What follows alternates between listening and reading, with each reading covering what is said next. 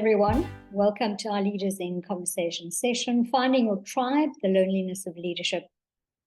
Thank you so much for sharing your valuable time with us. And please, would you all say hello to us in the chat? Give us an indication as to where you're from. And please give us one reason why you believe leaders are lonely, or maybe one reason why you as a leader might be experiencing loneliness. And if you'd like to pop a hello, where you're from, and one of the leadership loneliness reasons in the chat box, we'd appreciate that. So I'm Jeanette Head, CEO of Boundless Leadership and founder of Boundless Wisdom. And Boundless Leadership, at Boundless Leadership, we work with leaders to scale purposeful leadership for today and tomorrow. Our Leaders in Conversation webinars that we hold on a monthly basis are aimed at facilitating conversations about leadership. And this evening, I would like to welcome our speaker, Elona. Elona has said, keep it simple, keep it straightforward, keep it casual, keep it conversational, don't get formal. But I think it's very important for us to tell you a little bit about Elona before she says hello to everyone. So Elona is a mom of 2 teenagers. She enjoys reading, photography, and research. She has a master's degree in international business management from Liverpool University, an advanced diploma in life executive and business coaching. She's currently a PhD candidate at Wits Business School, focusing on business coaching and entrepreneurship.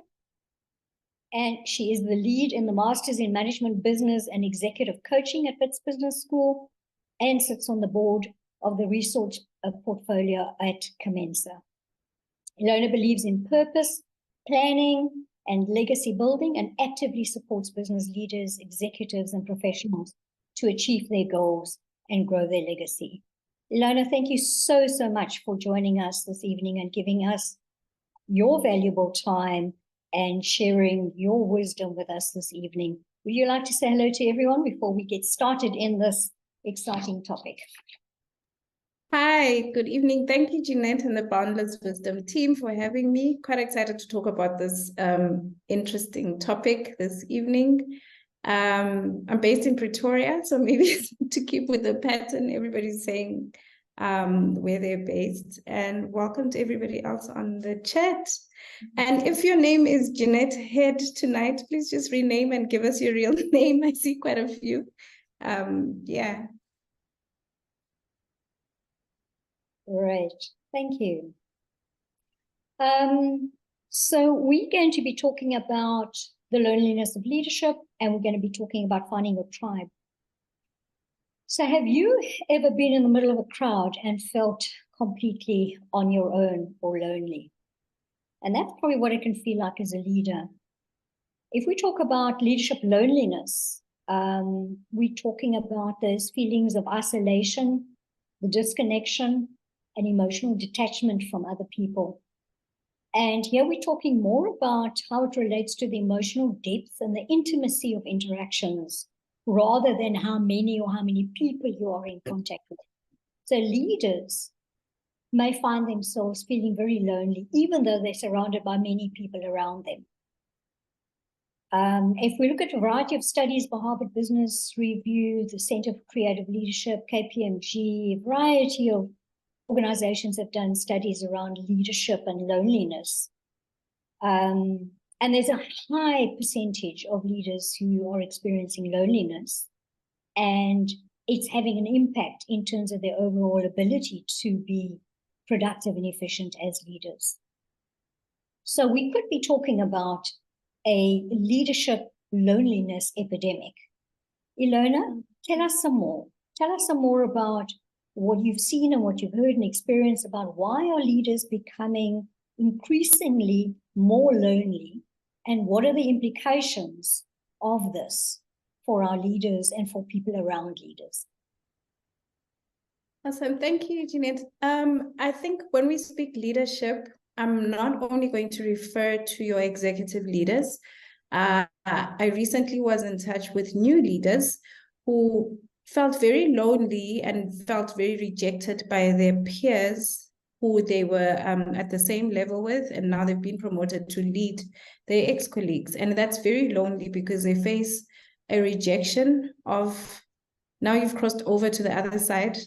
Now you take the side of the bosses and so on. And at that level, especially the first time somebody is leading others, because we start off as leaders of self and then become leaders of others. At that first experience of leading others, there's a whole lot of, there's a bit of grief and excitement to being a leader, but there's also a letting go of actually, I don't fit in anymore and I'm not let in anymore by my previous peers.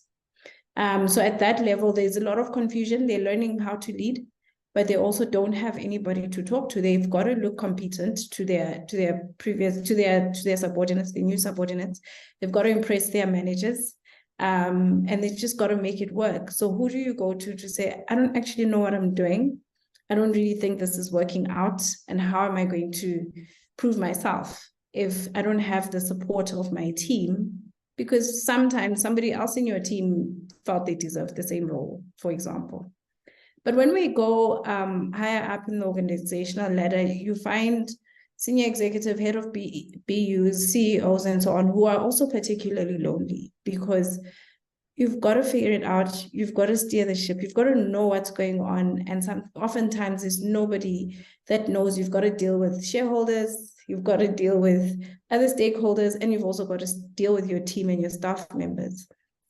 And so most times they feel quite misunderstood as well, to say, I have so much pressure to make it work for all parties, sometimes with competing interests, all for the benefit of the organization that you're steering. But at the heart and heart of it all is, who do you sit with and debrief and say, this is hard? Or actually, what am I going to do? Most times there isn't anybody. And these are two parallel levels at organizational stage, but the feelings are usually the same. Okay. How does that sort of manifest itself in the way that the leaders show up? What is the impact of a leader that is experiencing loneliness in the way that they actually lead and show up and interact and engage with people around them? I think most of them carry quite a bit of anxiety.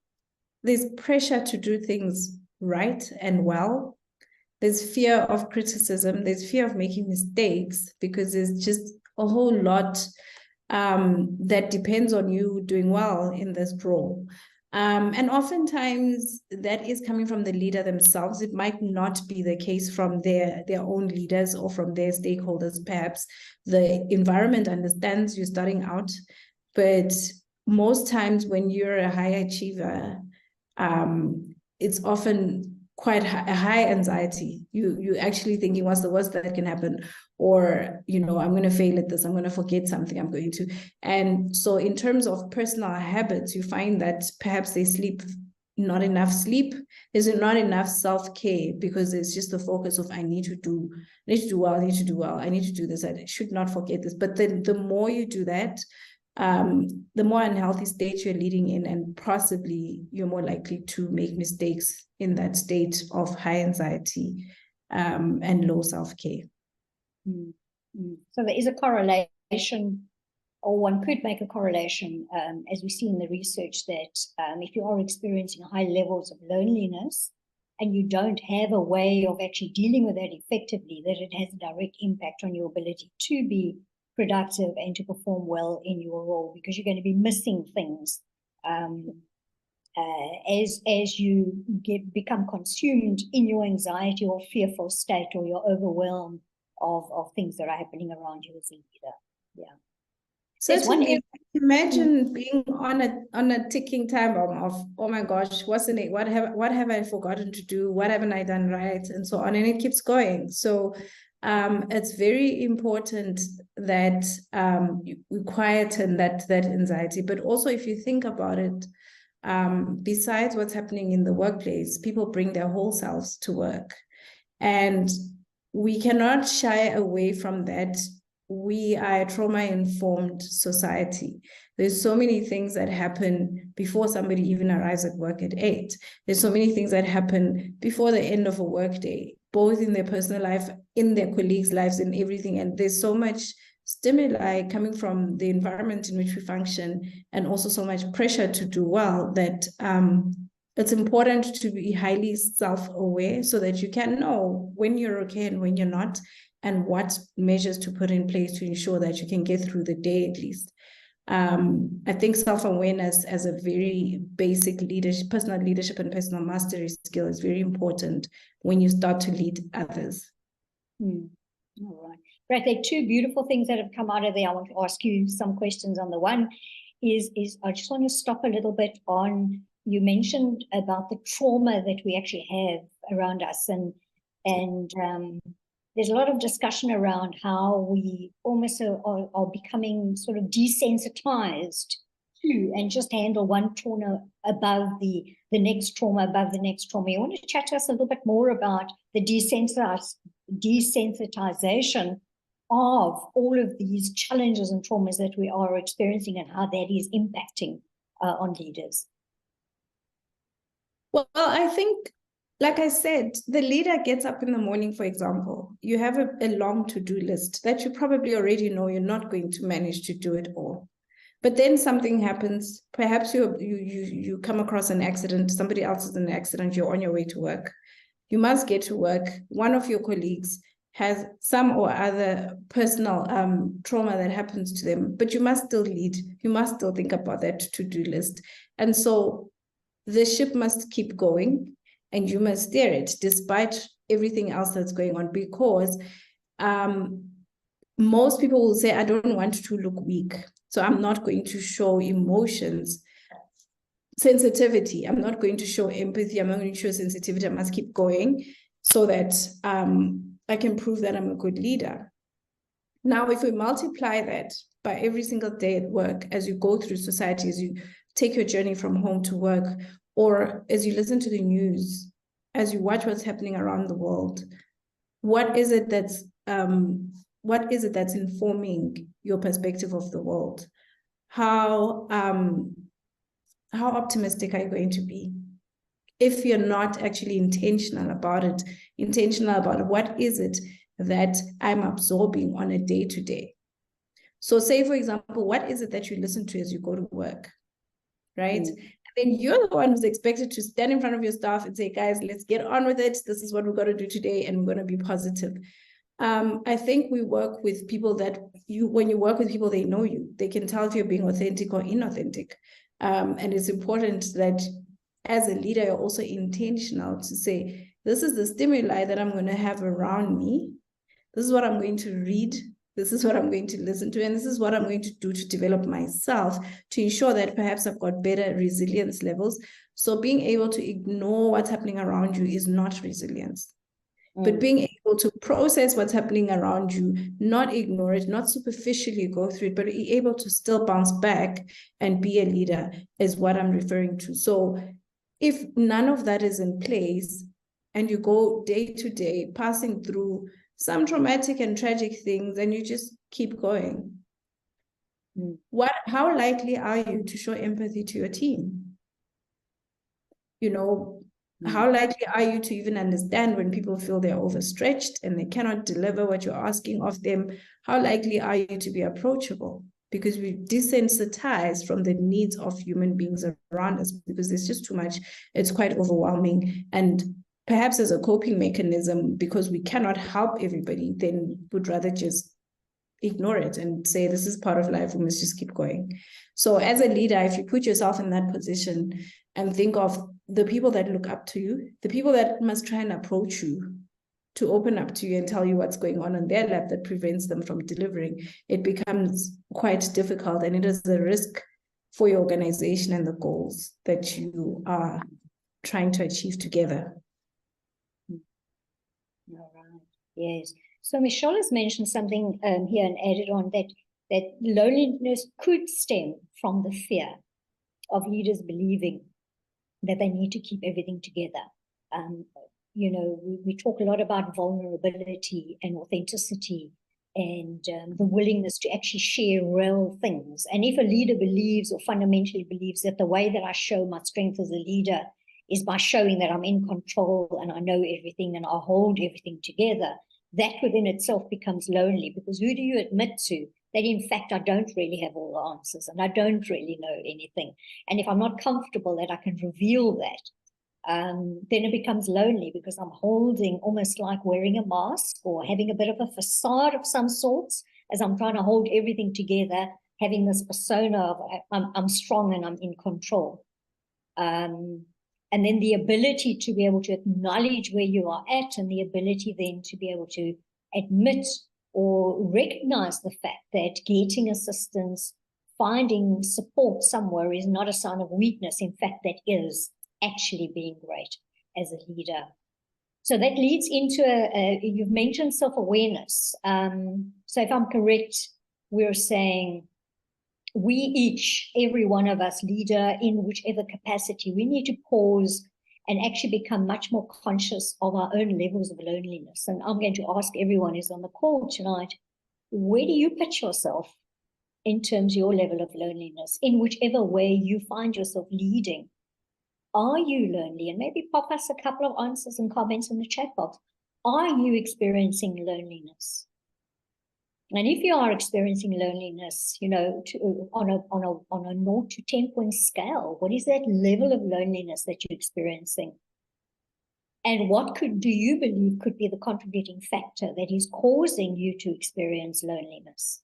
Because as Elona, as you were saying, that our first step really is to become aware of ourselves, identify where we are at, and then on that basis to identify what could be leading to that, and also understanding how does it influence our behavior as leaders. If we are perhaps as they write the answers, I think also there's an additional factor. As a leader, there's always a pressure of that people are looking up to me, so I cannot I cannot, and it's not a leader's imagination. It could be literal people that have said, you're doing so well, this is so amazing, I wish I could do it like you. But you also need to bring in the fact that you're a human being and not just a human doing. You're more than what you do. And that comes in with that self-awareness to be able to estimate and measure your abilities accurately. That is good self-awareness, because we cannot develop that which we don't know. So it starts off with, are you aware of your strengths accurately? Are you realistic about your strengths? Are you realistic about your weaknesses? And do you view yourself as a superpower that cannot make mistakes, that should not make mistakes? And that for me is the start of self-sabotage as a leader, and it fuels the loneliness, because who are you going to tell that, oh my gosh, I have such a hard task ahead of me, because you're a superpower? So perhaps to disengage the need to be a superpower, even though you're still going to do your work and you're going to do it well, but to be honest with yourself in terms of, what are my strengths? What are my weaknesses? What are the things that I need to work on, so that you can align with the right people? Okay. So we had a response from Sianda, who said, I used to be lonely, but I'm not that lonely anymore. It would be lovely to get some inputs from you, and maybe if you can pop us a couple of ideas, because we're going to ask Elona to share some of the recipes, some of the wisdom around what could leaders do to not to be that lonely. So interestingly as well, Michelle says, I'm back in my own business and I'm not lonely. I'm in my own business, but I'm not lonely. While when I was in senior leadership in a corporate company for the last 6 years, I was incredibly lonely. And interesting here, my direct reports were my support, but my peers were all in their own bubble, dealing with their own stress. And so then I was very, very, my loneliness levels were quite bad. Now, there's a lot of information there, very interesting. that, and that comes to that introduction where we said that it's possible you could be surrounded by many people around you and experience extreme loneliness, even though you are communicating with people. But obviously the depth and the quality of the interactions is not taking loneliness away. So just being surrounded by people doesn't mean you're not lonely, because there isn't the quality. And I suppose that, Elona, comes to the fact that I might not be truthful enough, or I might feel it's too risky to actually have open and honest conversations, actually to share that maybe I'm not that in control of absolutely everything. And maybe my environment is not safe enough for me to be able to share some real information, and that causes a bit of that loneliness. So, Siyanda, it would be lovely to see another message from you telling us why you're not so lonely anymore, and Michelle as well, to tell us a little bit more about, even though you're in your own business, where there are less people potentially you could be interacting with, that there's a lower level of loneliness. But while we wait for some responses from you on that, Elona, would you like to share any tips, nuggets, and tools now? Maybe a couple of things before we move on to that wonderful area of our talk that we wanted to move on to around the tribe. But before we get there, do you want to share just a few more guidelines, tips for a lonely leader to say, here are some things that you can do that can, yes, the self-awareness, develop the self-awareness, becoming honest about where you are at in terms of your levels of loneliness, discovering why you are feeling lonely, what is causing that to happen, and then what's the next step? What does the leader then do intentionally to minimize or limit loneliness? I think one of the great things that have been shared by Siyanda and Michelle is the assurance that it is not a permanent state. Things can shift, even if you don't leave the organization, things can shift. And the shift starts off with yourself. So what I wanted to say is one of the easiest ways to debunk that superpower syndrome of trying to be everything and trying to be perfect at everything is that actually alienates yourself and also your team. So a suggestion would be to create a learning environment where everybody is constantly growing and developing something or the other in themselves. So if I'm encouraging my team to be on a continuous learning journey, then it's not going to be difficult for me to say, I too am on a learning journey. There's things that I'm still discovering and there's things that I'm still learning. But if there is an environment of we've all arrived, we know everything and we will know everything for the longest of time, then that is an environment that encourages that isolation and shame for when somebody makes mistakes. And that creates the loneliness. And further than that, it can actually create dishonesty, that people will cover up when they make mistakes because there's no room for that at whatever level of leadership, whether you're leading yourself or you're leading others or you're leading the entire organization. Leading in an environment where people are allowed to think creatively, innovatively, and also to be on a continuous learning journey is important, because then you can come back and say, okay, that was creative, but that was far out, that cost us, and how do we come back? So I know every business is trying to balance bottom line, but we've got to be adaptable and open to learning, and that is the way to grow and reduce the chances of feeling lonely and alienated in your business. So if you think about maybe the strategies around how do you become self-aware, resist the urge to fill your time up with business. Sometimes we are busy because we cannot face ourselves. We cannot pause to introspect. So even if you ask somebody, what are your strengths? What are your weaknesses? Sometimes they honestly don't know, because how much time are they spending with themselves? And then we're going to say that person is lonely, that person needs a tribe, but is that person ready to connect with other people if they're not connecting with themselves? Mm. And that is, I think, a very fundamental thing. Get to know yourself. For me, that is what has worked. Get to know, what do I actually need for me to be optimal on a day? So that the day I don't have it, I know already that I need to self-regulate.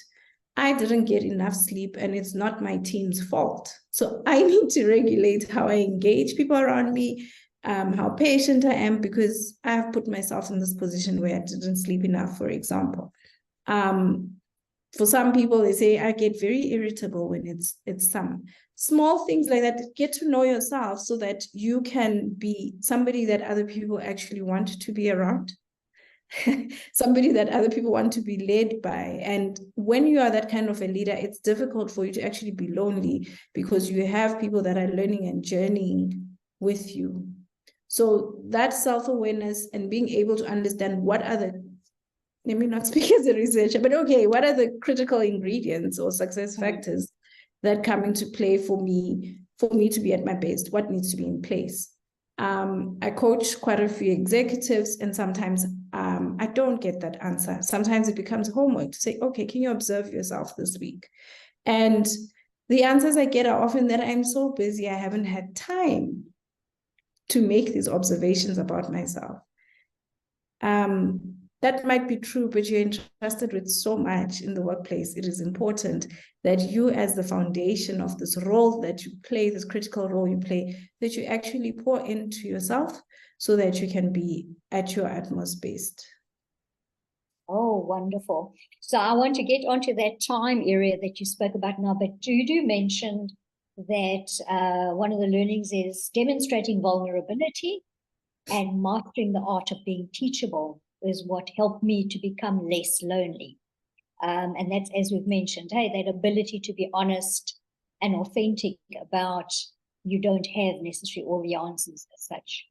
And Michelle has also brought in, which is leading beautifully into our discussion about the tribe, is that maybe the experience of having been in a corporate environment, maybe the incentive isn't that great to really become that conscious about how you relate and interact and engage because people are there. Whereas when you're in a smaller kind of environment, you become much more conscious about what you put out and what you get in.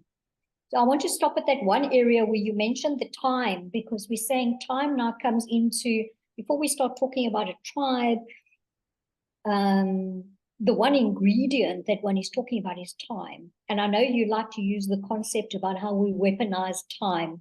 Talk to us a little bit about that. I think it's very easy for us to say, I don't have time.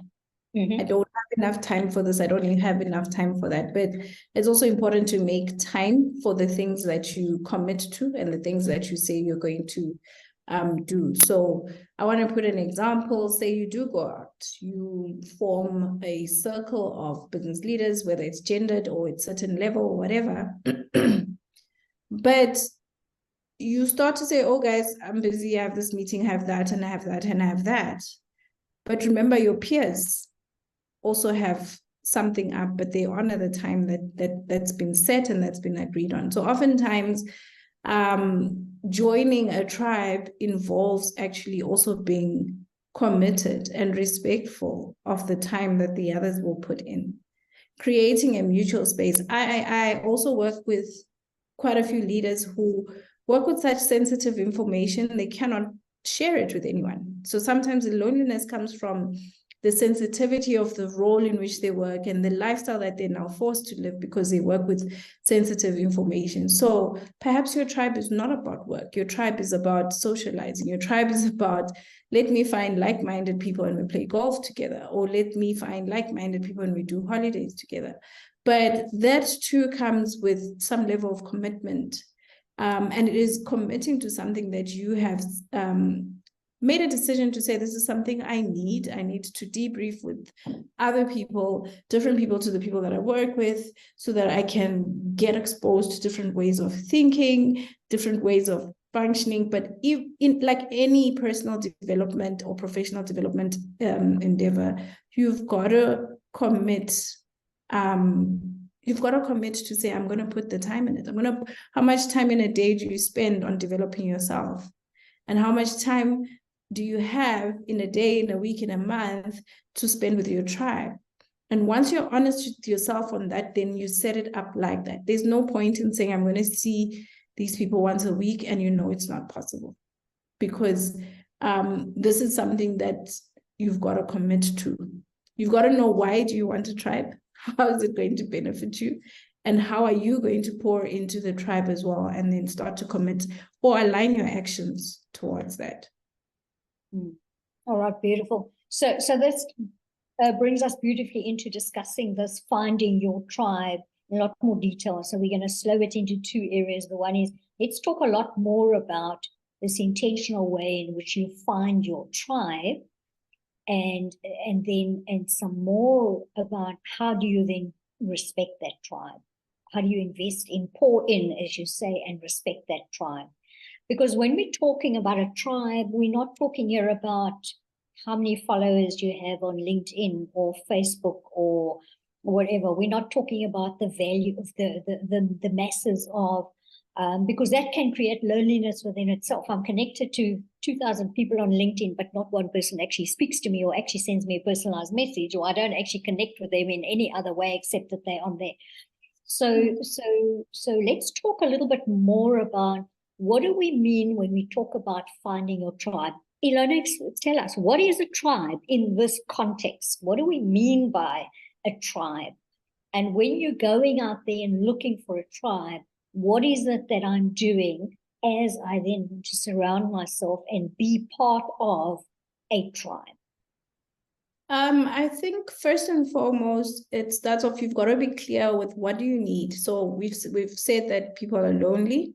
Is it social engagement that you're looking for? You want a circle of people at similar life stages or similar cognitive levels, similar interests, whatever it is that you want to hang out with for social reasons. Now, you've got to also think, what is where is the location that I would like to meet? Perhaps for a lot of people, it's I want to play golf with certain people, I want to go hiking with certain people, not necessarily having work type of meeting. So you've got to at least identify what is it that you want to do? What is it that you need? Because you might find yourself, like you said in the beginning, you might find yourself in a crowd, but still feeling unfulfilled, still feeling lonely because this crowd doesn't get me. And this I always get from entrepreneurial leaders who say, I always have ideas of starting a business or starting this or doing that. And people just say, why don't you just get a real job? Because they're in a circle of people who don't get it. So I think at first define what is it that would fulfill that need in you, right? We have some people who say, for me to have people that I can speak to online is my tribe. And it's okay because perhaps I'm introverted and I don't actually want to be talking to people after a full day of work. But also you could be looking for like-minded people professionally. So maybe join a professional body, attend their networking events, because you're looking specifically for people in your profession, people who are going to help you. Maybe you lean on each other when you need to solve complex problems, but you also know each other socially, and perhaps you refer each other for jobs, opportunities, and so on. That's one way to do it. And I think it is important for all leaders to consider that. Consider having a tribe that is in the same industry, just so that you can know best practice, benchmark, and that is if your role permits for you to do so. And then on the social level, it will be different for everybody. It will also depend on, are you a introvert? Are you extroverted? How much time is optimal for you to spend with people, and then you are recharged? For some people, being around people is also draining. So I think I've seen a comment that was going to my next point, that sometimes I'm alone, but it doesn't mean I'm lonely. So I'm fulfilled on my own, and perhaps I actually just want to recharge on my own. Doesn't always mean I'm lonely. But when you do feel you need social engagement, and perhaps leading in your organization is lonely because you cannot speak to anybody. Sometimes you are holding such sensitive information, like maybe there's a restructure coming and people are going to lose their jobs and you feel so terrible about it, but you cannot share it with anyone, right? Or you're the FD and you can see that the finances of the organizations are not in the right place. You've got nobody to talk about because ethically you should not be talking to anyone. So how do you fill that void? How do you then ensure that you don't go into a depression, that you don't lose yourself trying to manage and put the lid on this because you have nobody to walk this journey on? And these are some of the realities that leaders go through. It's not necessarily social loneliness. It's sometimes when a CEO or a GM says, my team has absolutely no idea. I'm coming from negotiating for their bonuses and I get to them and they're not happy with the percentage, but I've been trying to negotiate on the other side. So most times as the leader, you've got to balance two sides of a coin and almost be perfect for both and almost satisfy both. And it is exhausting. It is almost a thankless job because on the one side, you may be asking for too much, on the other, you may be giving too little. So it is also important to understand the realities of the role that you are in. Sometimes some of these feelings can be seasonal, depends on what point in the business or in the cycle you're at. And because you know that and you anticipate that, what can you put in place to ensure that your own well-being is not impacted by you feeling alone and lonely in the workplace? Yeah, so it's come through in the comments quite a lot. I think a number of people resonate with what you've said around the fact that the nature of the job that we're in or the industry that we're in does not allow us or does not make it easy for us as leaders to be able to share a lot of information, is sensitive, and we can't share everything. And that creates a sense of loneliness as well. As you mentioned, you might be negotiating something very sensitive, or the nature of your work is just of such that you can't just tell everyone about that. So here, am I correct in saying that when you're going out there and you are, one, consciously and intentionally finding a tribe, that we're actually talking about, there could be tribes within. You could have your big, what you call your tribe, which is your whole network, but within that whole network or tribe, you've got different people that could be complementing you in different ways. As you mentioned, there are some people that would support you on a social level, and there are other people who support you in different levels. And it might be interesting for you, those of you on the call, it might be interesting for you, you either grab a pen and paper or you just visualize and think about if you today had to draw your tribe, you know, the closest people you've surrounded yourself with at this particular point in time, and you had to look at your tribe. Collectively, does that tribe help you in a variety of different ways? And, you know, the Center for Creative Leadership have a sort of like a network model where they say, think about in your tribe, who do you have? And just visualize now, if you're thinking about your own tribe, and see if you can answer these questions for yourself. The one is, how many of the people in who you call your tribe are there and help you to execute your leadership mandate effectively? You know, and a lot of times those would be your colleagues, you know, people who work with you. They help you to get your job done. How many people do you have in your tribe that help you to learn and grow? Do you have any that help you to learn and grow? How many people in your tribe do you have that actually stretch you? Elona, you were mentioning, you know, the people who help you to solve complex problems, you know, to create possibilities, to innovate, to, you know, to stretch yourself on that. Do you have that in your tribe? Who are the people who help you to identify your hidden potential, your talents as such? And who are the people that help you to look after your own well-being?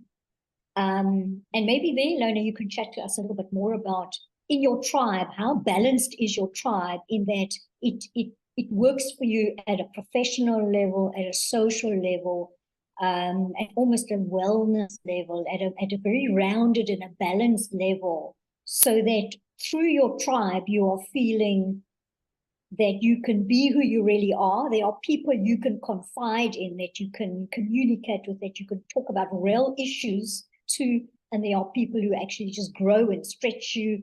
There are people that you can really be the real you to, and then there are people who help you to actually execute on your mandate. Any additional inputs on that? I think we also need to be realistic in terms of our expectations. I cannot expect, for example, financial support for somebody who's there perhaps for social support.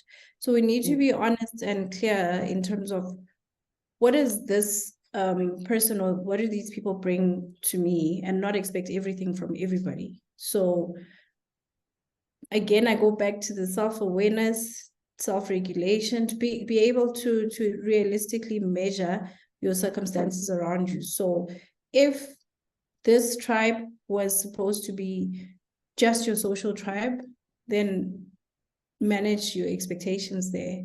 If it was supposed to be a professional body with certain promises or whatever, then manage it according to that. Sometimes we can set a trap for ourselves by expecting quite a lot from other people, that which we're not even doing for ourselves. So it's important to start off by looking after yourself before you expect a whole lot from other people.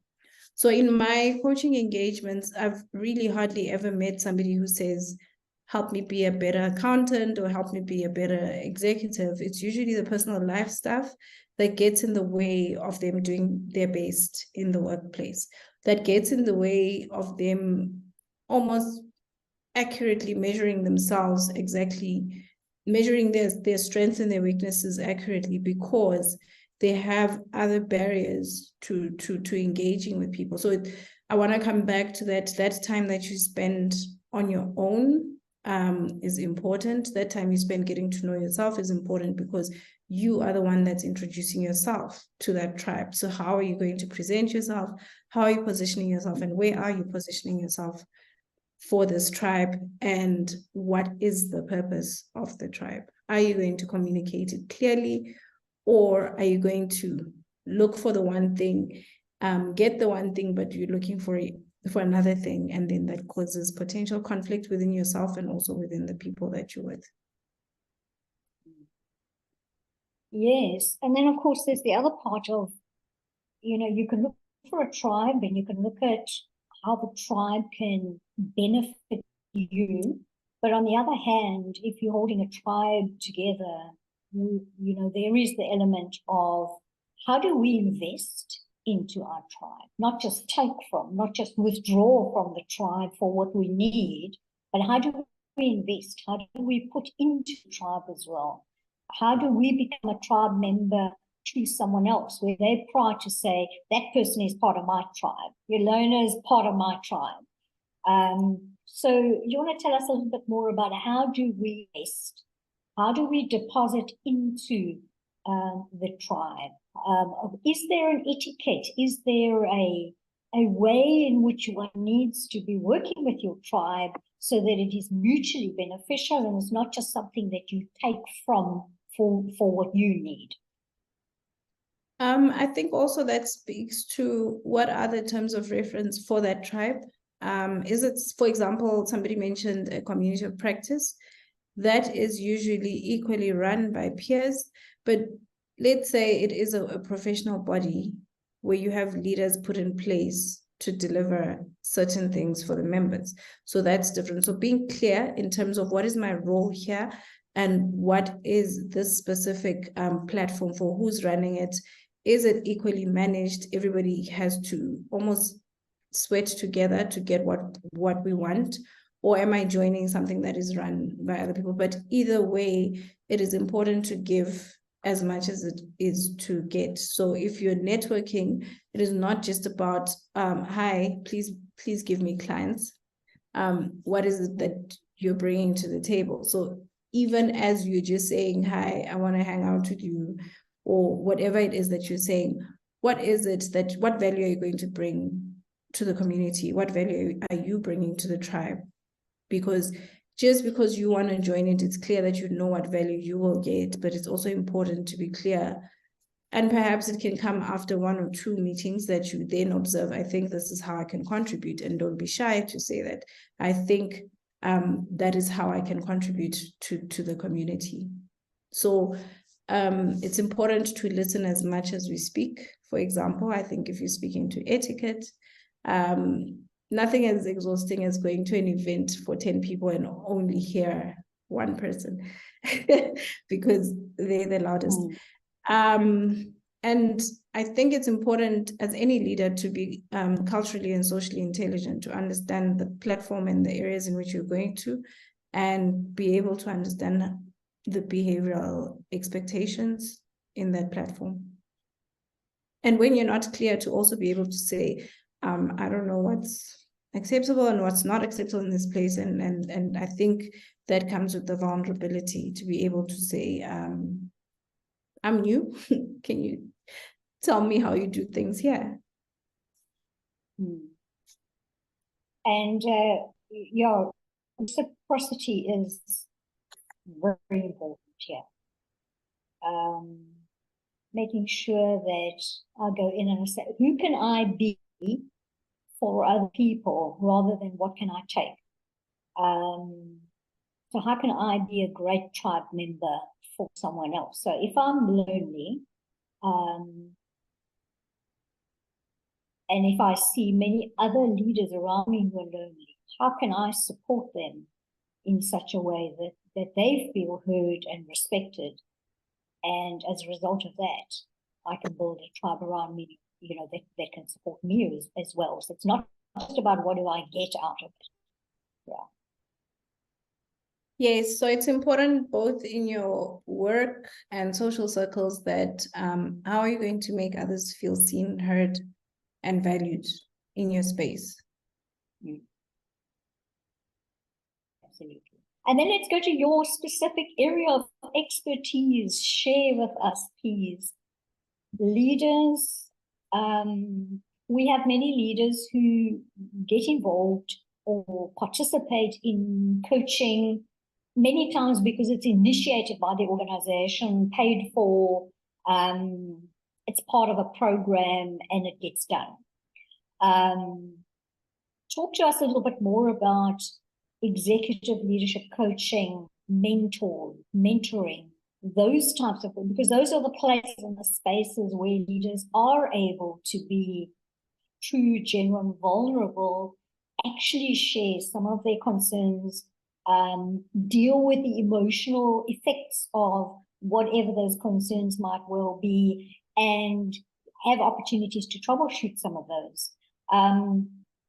What is your experience? Are leaders initiating using these opportunities effectively only when corporates sponsor or provide opportunities, or are leaders themselves identifying and seeing the benefit of access to executive coaching and mentoring opportunities? I think I've seen a mix. So I think it's great that organizations are initiating it. And most times, even if it's organizationally sponsored, people are not forced to do it. There's usually an invitation to say, we do have these services available and this is how you initiate it, because it's also important for the leader to want it and not because the managers or whoever the organization said they should go for coaching. But I'm also seeing quite a few self-funded leaders who pay for and look for their own coaches outside of the workplace. So I think there's really definitely an uptake. And then in terms of mentorship, that's usually either internally that people will look for somebody that they would like to be their mentor and approach them, or across the industry outside their own organization. And that's usually also self-led by the leader themselves. So I find a tribe, I surround myself with people in a variety of ways. It could be socially plus professionally. I stretch myself, I grow myself. I create or I use opportunities through coaching or mentoring opportunities that might be there for me. Those are safe places and spaces where I can discuss issues that cause loneliness for me, discuss issues of concern for me, and I be comfortable that I'll be able to bounce ideas. What other suggestions are there for me as a lonely leader? What else can I do? I'm aware. I use coaching and mentoring, and I find a tribe of people around me. What else can I do as a leader to ensure that I can minimize the sense of loneliness and maximize my ability to be effective, to have impact, to create value, to be able to leave a legacy as a leader, acknowledging that it is lonely, that there are challenges in leadership. What else can I do? What other tools can you share with me that we can use as leaders to help us minimize the negative impact of loneliness in leadership? I think it's also important to be comfortable being alone. It's important to be comfortable in your own company. I spoke earlier about that sometimes the leader is running away from themselves and unable to face themselves, but that is very important to have time on your own, because it's important to have reflective practice so that you can be able to learn from and improve some of the things that you experience. So I think it is not about filling up your time with activities and interventions and so on. It is also important to have time to go slow. And I believe sometimes in order to go fast, we've got to go slow and then we go fast. So I think we should never discount the time alone, the time to reflect, because that is so important. So trying to develop yourself as a lonely leader is not about filling up your schedule, because I'm sure you already have a very busy one. It is about being able to manage yourself, being able to be aware and be able to be comfortable with yourself. You are saying you need more people around you. You too should be comfortable to be around yourself. Because we're saying, in fact, if we're looking at leadership, we're saying you probably throughout the day are surrounded by many, many people from many different institutions, vertically, horizontally, all over. You're surrounded by many people and yet you're lonely. You could be in one of the, we've had in the chat box a comment to actually say we've got to differentiate between being lonely, being alone, and as you're saying, our ability to actually live with ourselves, being able to be on your own, but not being lonely in the process. And that comes from a heightened self-awareness and a comfort. I know Siyanda mentioned as well, the one thing that helped her to be less lonely was she mentioned becoming more aligned with her core values and her purpose and understanding who she is more. And that enables you to feel more comfortable within yourself. And that helps to limit some of the levels of loneliness. Yeah, being alone doesn't equate to loneliness as such. Yes, definitely not.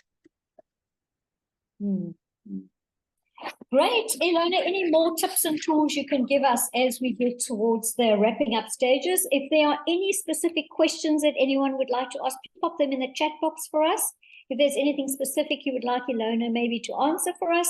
But Elona, yes, any sort of like summary or pointers that you can bring to us again in terms of loneliness and finding your tribe and investing in your tribe?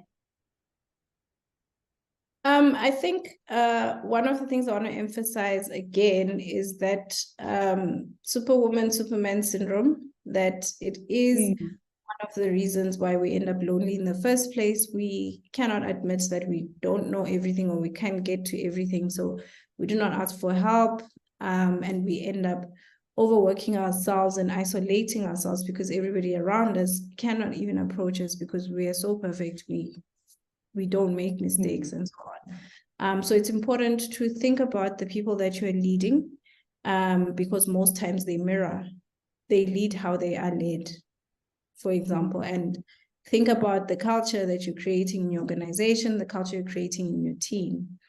Don't be afraid to spend time with yourself. Don't be afraid to challenge yourself out of habits that may be alienating you in the workplace or in your industry. And be open to learn from other people. Empty your cup sometimes so you can fill it up again with new ways of thinking and new ways of doing. Hang out with people who don't look and think like you. You'll be surprised how much you can learn from other people, how much you can learn from younger people, from older people, and so on. So try and challenge yourself out of your norm, because we learn when we are around difference. Don't be afraid of the difference. Okay, great.